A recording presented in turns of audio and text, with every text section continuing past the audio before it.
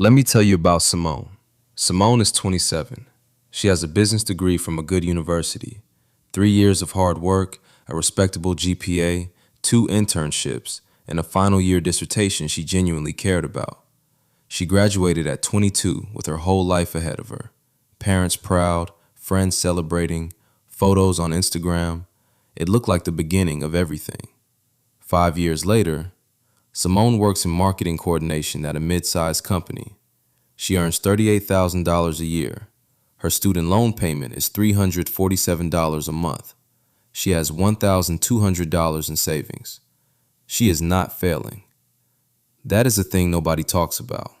Simone is not failing. By every visible metric, she is doing okay. But okay is not what she was told to expect. Okay is not what 4 years and $52,000 in tuition was supposed to produce. Simone lies awake on a Tuesday night and opens Instagram. Her college roommate just posted about the startup she co-founded. Her high school friend bought a house. Her cousin, who never went to university, is running a 6-figure e-commerce business. And Simone stares at the ceiling and asks herself the question that has been getting louder for 3 years. Did I do this wrong? She didn't, but nobody told her the truth about what the degree was actually buying her. And that silence, that gap between what she was promised and what actually happened, is the trap I'm talking about today.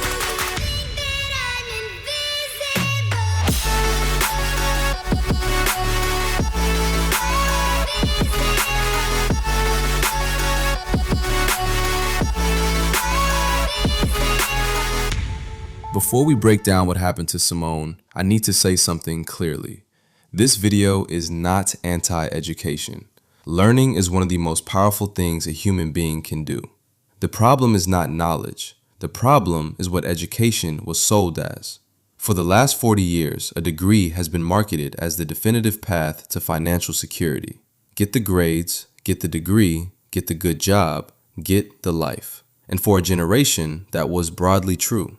But the world changed, the job market changed, the economy changed, the cost of education changed, and the return on that investment, quietly, without anyone announcing it, changed too. The Federal Reserve Bank of New York found that over 40% of recent college graduates are underemployed, working jobs that don't require the degree they spent years and tens of thousands of dollars earning. Over 40%. That is not a small number. That is not a few unlucky people. That is the system producing outcomes it never told you were likely. Simone is not an anomaly. Simone is a statistic that nobody showed her before she signed the student loan paperwork. So let's break down exactly what happened, and more importantly, why. The first thing I want to name, because it needs to be said out loud, is that the frustration you feel is completely legitimate. You followed the rules. You did what every teacher, parent, guidance counselor, and societal message told you to do. You were not lazy. You were not naive. You were obedient to a system that promised you a specific outcome in return. That system did not deliver. And the worst version of this is the quiet shame that comes with it. Because when you're doing okay but not great, when you're not failing but you're nowhere near where you imagined, you start to wonder if the problem is you. Simone wonders this constantly. She looks at her degree on the wall and thinks, did I pick the wrong field? Did I not network enough? Did I not work hard enough? But here's what I want you to understand. The confusion you feel is not a personal failure. It is the predictable result of being sold a promise that the system was no longer reliably keeping. Good grades got you into university. They did not teach you how to sell, how to negotiate, how to build income, or how to think like someone who creates value rather than just performing tasks. And nobody told you that those were the actual skills the real world was going to ask for. Here is the gap nobody prepared Simone for. University taught her how to write a case study, how to analyze a market, how to build a PowerPoint presentation and present it to 12 people in a seminar room. What it did not teach her, how to sell herself in a job interview with real confidence, not rehearsed answers. How to negotiate her salary, because she took the first offer they gave her and never knew she could ask for more. How to network in a way that actually opens doors, not LinkedIn requests that go nowhere. How to manage money, budgeting, investing, building financial resilience, how to build something of her own, a skill, a service, an income stream. None of this was in the curriculum. And in the real world, these are not soft skills or bonuses.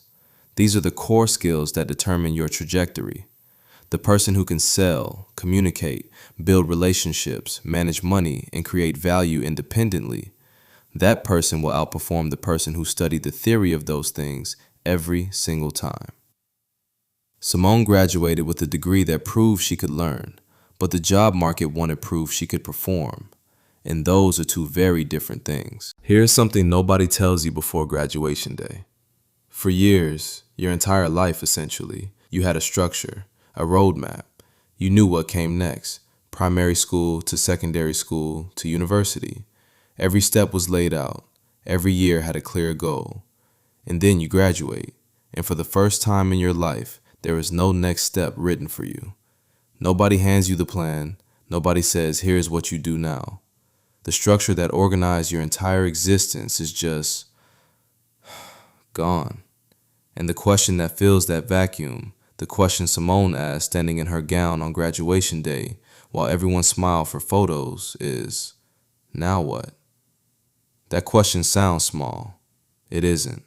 For many graduates, that question becomes months of paralysis, applications that go nowhere, jobs taken out of pressure rather than direction, the slow dawning realization that nobody is coming to tell you what comes next. The university prepared you for the university. It did not prepare you for what comes after it. And the graduates who navigate this transition fastest are not necessarily the smartest or the most qualified.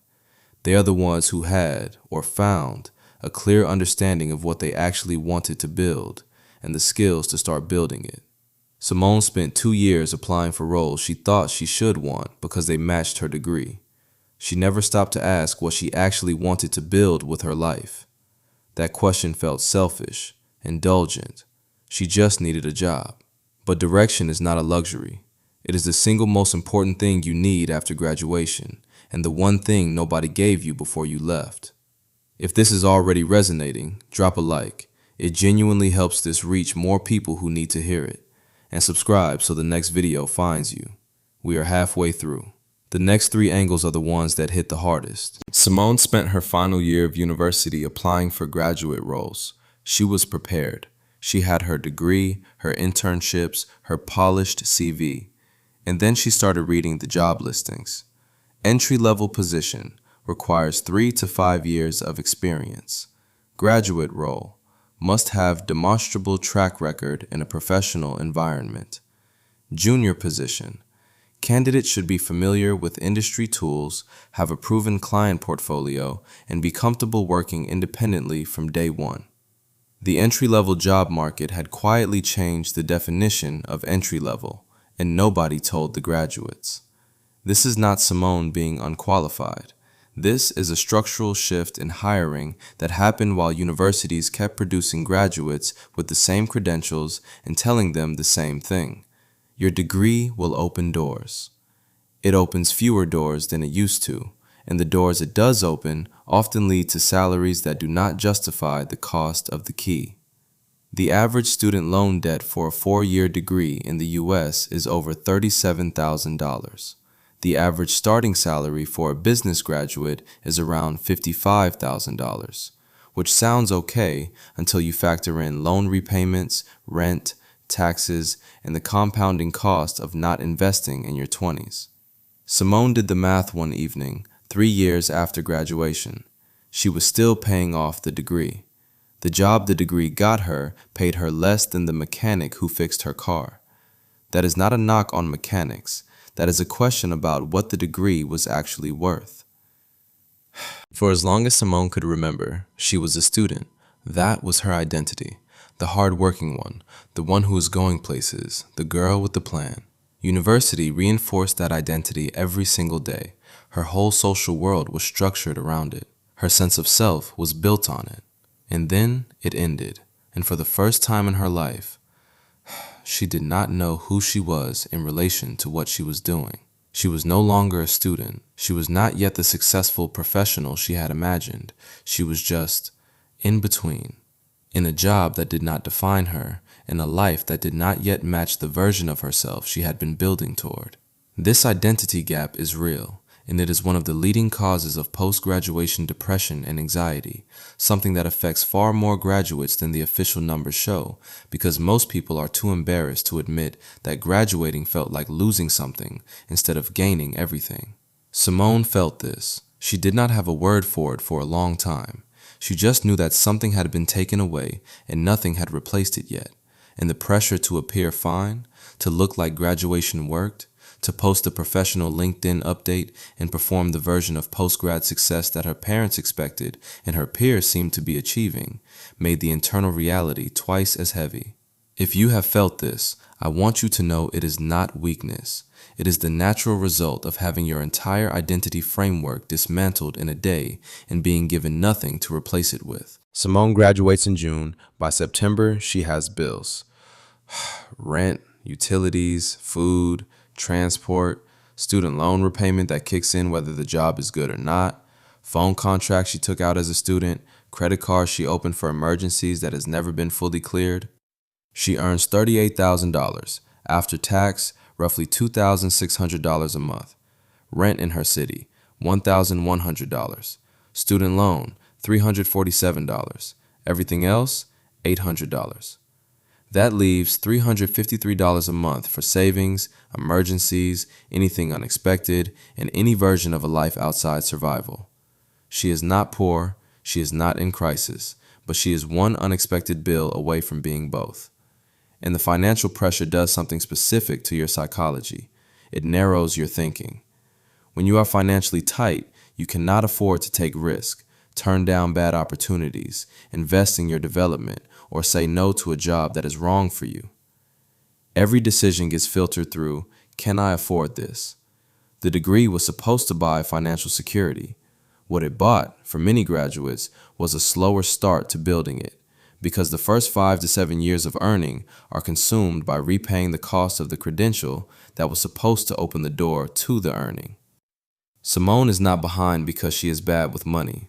Simone is behind because the financial structure she graduated into left almost no room for the decisions that actually build wealth. Simone opens Instagram on a Tuesday night and the algorithm delivers exactly what it always delivers. Her college roommate's startup announcement, her friend's house purchase, her cousin's business revenue post, a girl she went to school with living in Bali doing something with content creation that apparently pays extremely well. And Simone knows, logically, rationally, she knows that what she sees on social media is a curated highlight reel. She knows this, but knowing it and feeling it are two completely different things. Because the comparison is not just about other people's success, it is about the gap between where she is and where she thought she would be by now. It is about the timeline she built in her head while she was studying and the reality she is living 5 years later. And social media amplifies that gap. It shows you the best outcomes of everyone you know simultaneously every single day at exactly the moment you are most tired and most vulnerable. The result is a constant low-level anxiety that you are behind, that you missed something, that everyone else figured out the thing you cannot.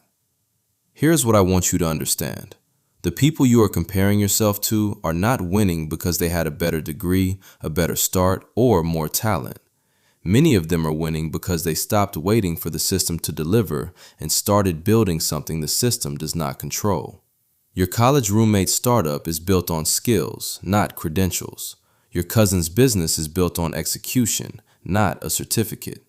The girl in Bali is monetizing an audience, something no university prepared her for either. The comparison is not showing you people who did the system better. It is showing you people who stopped relying on the system entirely. That shift from waiting for your credentials to open doors to building the skills and the work that opens doors regardless of credentials is the most important mindset change a graduate can make. And the good news is that Simone is starting to make it. Let me come back to Simone. It is a Tuesday night. She has closed Instagram. She is sitting at her kitchen table with a notebook, not scrolling, not consuming, just thinking. She is thinking about what she actually knows how to do, not what her degree says she studied, what she can actually do. She can write, she can analyze, she can communicate. She is organized, strategic, and more capable than any job she has had so far has required her to be. She is thinking about the marketing skills she picked up at work that nobody formally taught her, the client relationships she built, the content she helped create, the results she drove that never fully appeared on her job title. And for the first time in 3 years, she is not asking why the degree did not deliver what it promised. She is asking a different question, a better question. What can I build with what I already know? That is the shift. That is the moment the education trap starts to loosen. Because the trap is not the degree. The trap is the belief that the degree is the only thing that counts. The belief that the credential is the door. The belief that if you follow the system correctly, the system owes you the outcome. It doesn't. And the sooner you stop waiting for it to deliver and start building your own value, your own skills, your own income, your own direction, the sooner the life you imagine starts to actually take shape.